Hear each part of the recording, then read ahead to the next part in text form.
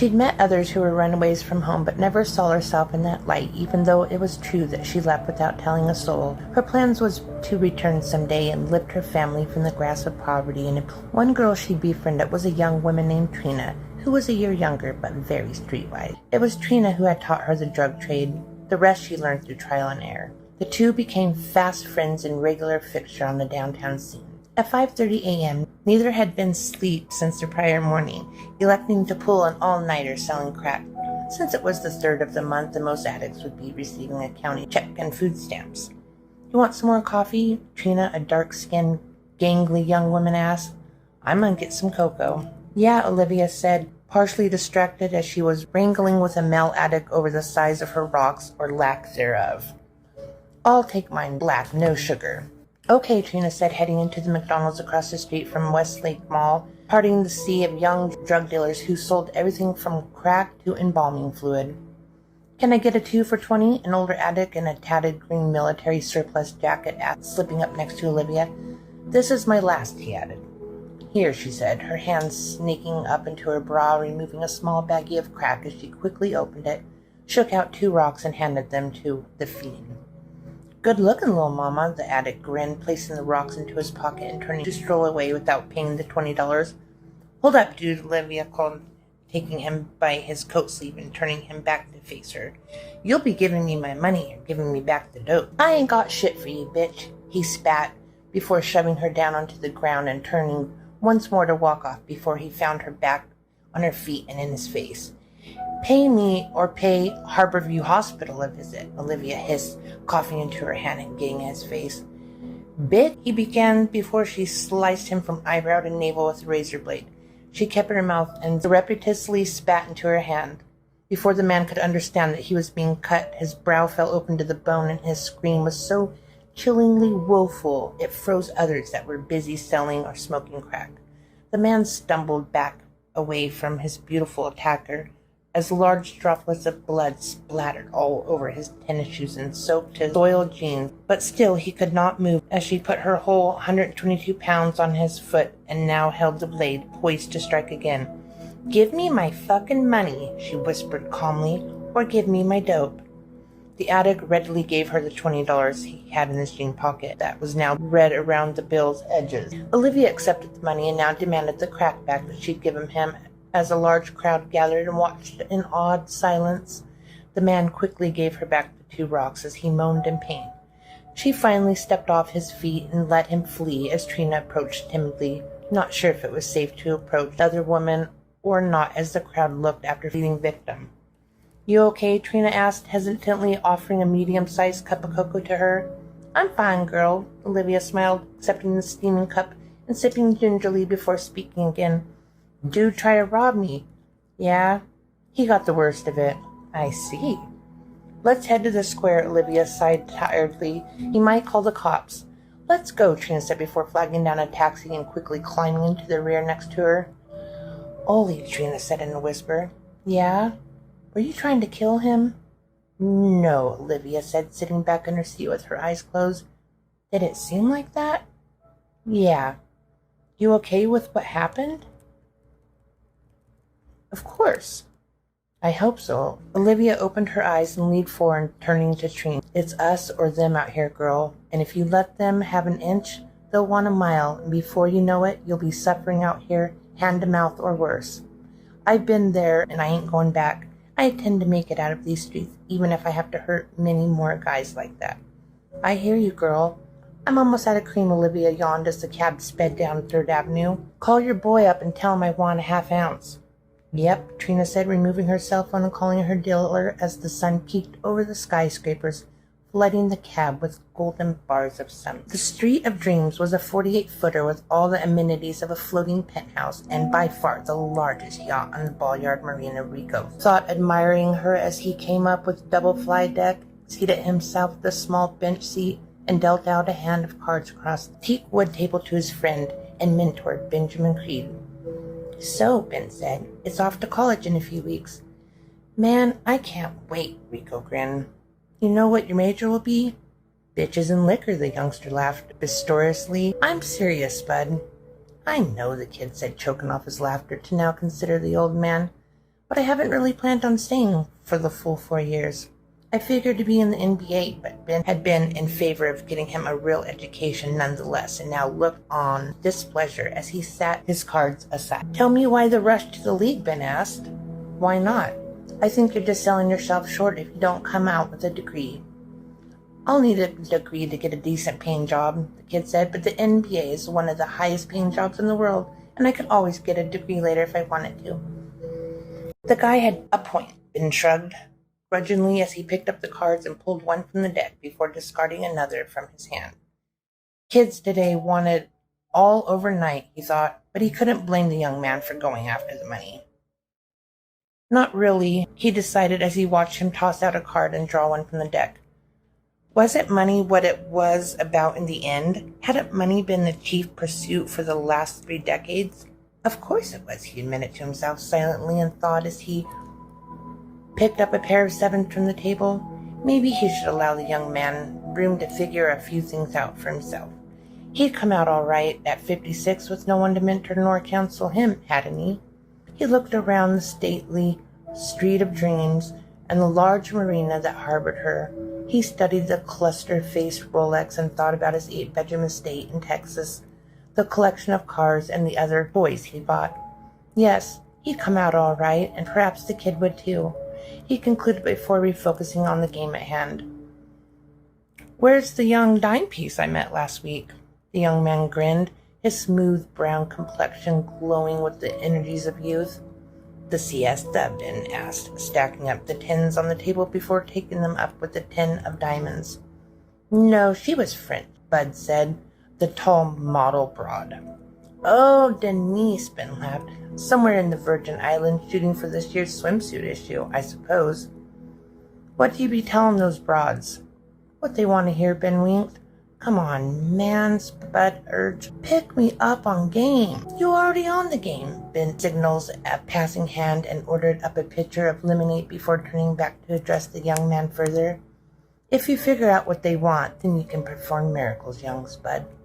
The two played several hands of casino and talked about everything from women to basketball while drinking ice-cold lemonade in the sun. The 3-man hit crew sat parked behind an abandoned industrial warehouse in Ballard Wilder. Capo Lee DeBay spoke in hushed tones to someone on his cell phone before finally hanging up, pulling the slide on his Block 17 and instructing the driver to head for the location he'd given earlier. The killing of Vincent Nicoletti would not go unchecked, Leo thought, pleased with getting the green light on the filthy nigger. The day had been long in coming. Months had passed. He would make the man beg him for death before he was finished with him. Leo vowed quietly as the black Lincoln sped on towards their target. Olivia sat at the table of her small motel room counting crumbled bills, straightening them out in a semblance of sequence as Trina lay sleeping across the single bed. She managed to save close to $2,000 so far and briefly considered moving into a more stable living arrangement, renting an apartment or room at a local boarding house before thinking better of it and instead of opting to continue saving money she earned. He quickly band together the $2,000 stacks, hid them deep beneath the threadbare carpet, and headed to the kitchenette where she set out a small mayo jar filled with water, set it before the microwave. She reached inside her jean pockets, removed 2 ounces of fine white powdered cocaine, quickly emptying them into a saucer and going over it with a razor blade. She placed a jar of water in the microwave and brought it to a boil, before removing it, placing the powder into the jar, and placing the jar back into the microwave. How long you been up? Trina asked, stifling a yawn as she padded into the small kitchen, her hair standing all over her head as she streaked sleepily. I've been up since 7 o'clock, she giggled, taking in the gracefully thin girl and her rumpled appearance slyly. Thought I'd cook up some cream while you were asleep. You could have woken me up, Trina said. I would have done it for you. I think I got the hang of it now, Olivia said, taking up a dish towel, removing the scalding jar from the microwave and pouring 2 spoons of baking soda into the jar before adding cold water to the mix. She rotated the jar while continuously applying water to it. Now, as the large white mass of rock cocaine now clanged musically against the glass, Olivia grinned. Girl, you getting good, Trina congratulated her as she eyed the large cookie of crack now resting in the palm of Olivia's hand. I'm about to hit the tea in an hour, Olivia said, setting the cookie on a large plate and seating herself Indian style on the unmade bed. You coming? She asked Trina, bringing the razor edge down on the cookies and cracking it into several smaller chunks, then cutting them into individual groups of smaller rocks. Let me get showered real quick, Trina said, soldering off toward the shower, and I'll be ready to go. Olivia expertly cut chunks into a large pile of rocks before placing it into a large brown pill bottle and sticking the bottle into her coat pocket. An hour and a half later, the two women were stepping out of a yellow cab into the corner of the 3rd and Yesler in downtown Seattle, where they were immediately swarmed by a group of crack addicts wielding fists full of bills. I'm going to meet back with you in an hour, Trina said, slipping off through the crowd while Olivia sold over half her drugs in under an hour. Holy girl, a sickly, thin, and grossly mock-parked complexion prostitute named hoarsely, can I spend $200 with you? She asked as she sashayed up next to where Olivia now sat on the back of a park bench. Yeah, Red, Olivia said, now leaning slightly away from the crust-like scabs peppering the woman's legs all the way up her exposed scalp, the horrid-smelling body over, walking through clothes that almost became one with her body. You gotta hook me up, girlfriend, the woman croaked while swaying back and forth on her feet, her body pushed weeks past proper nutrition and needed sleep as she eyed the handful of rocks Olivia held out to her. Is that all you're gonna give me? I'm trying to come up, Ollie, she said, angling for a better deal. Here, Red, Olivia spat irritably, eyeing the crackhead before adding 2 more rocks to the handful she held out. You can't get an ounce for $200, Red. The crackhead quickly took the rocks from her hand and gave her the $200 before turning onto her heels and scurrying off through the crowd out of sight. Olivia checked her stash of drugs and realized she was almost out, and she called her dealer for more. 2 hours later, she dealt with her dealer, brought 2 more ounces, and found her supply almost depleted before deciding to call her supplier once more. She got through to him the first ring now, sat to await his arrival. Can I get a 50, Oli? A tall, handsome addict asked before stopping her as she sat on the bench. What's up, Mike? Olivia smiled, quickly reaching into her stash and handing the guy 5 rocks. Thanks, Oli, he said, accepting the dope and handing over $50. Olivia took the 50 and turned away at the sound and now rumbling bass that resonated from a beautiful, caddy blue classic Chevy lowrider that came down Yesler and swung next to the curb on 3rd, its rear end scraping the street as the front end sat some 5 feet above small golden wire rails. Holy girl! Blaze, her dealer called to her from the front passenger seat. Olivia hopped down from her perch on the bench, making her way to the car, her full hips swaying naturally, seductively in her black, skin-tight jeans, half shirt, and small white Jordan tennies. Hey, Blaze, she said, smiling as she stepped next to the car. You got what I called you about? You already know, he grinned. Hop in so we can hit a few corners. It's hot in the tea. Olivia studied the 2 men sitting in back as they passed a 5th of tequila around amidst a cloud of marijuana smoke now bellowing out through an open window. She wasn't really comfortable riding with the Blaze and his group of friends, but decided she needed the 2 ounces he'd brought for her, so she slid into the back seat passenger side. The Chevy sprang up off all 4 tires to now sit 3 feet high in the air as the tires screeched, laying down smoking tracks before merging with the traffic. Here you go, homegirl, one of the men in the back seat said, passing her an open bottle of liquor. I'm cool, she smiled. What's up with my package, Blaze? She turned her attention on the front passenger. I got you, girl, he said calmly. Pioneer Square's hot, Olivia gestured as they pulled up to a light. Ain't that nigga that shot Bo Money? The driver, a short, chubby man, asked excitedly. Sure the fuck is, Blaze affirmed. Pass me the heat. He called urgently over the front seat to the 2 men back, who quickly threw back a blue blanket that covered ammunition, a cache of deadly-looking assault rifles, an MP5, and several other pistols that lay next to the larger guns. Forget the package, Olivia sighed disappointedly as she eyed the guns.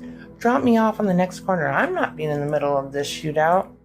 Aw, bitch, the driver spat. Why the fuck did you get your punk ass in the car in the first place? Man, fuck you, she replied. Let me out, Blaze. Can't do that right now, little mama, he said, chuckling. I ain't come all the way to ride back with dope on me, so you bought what I brought." Olivia quietly considered the turn of events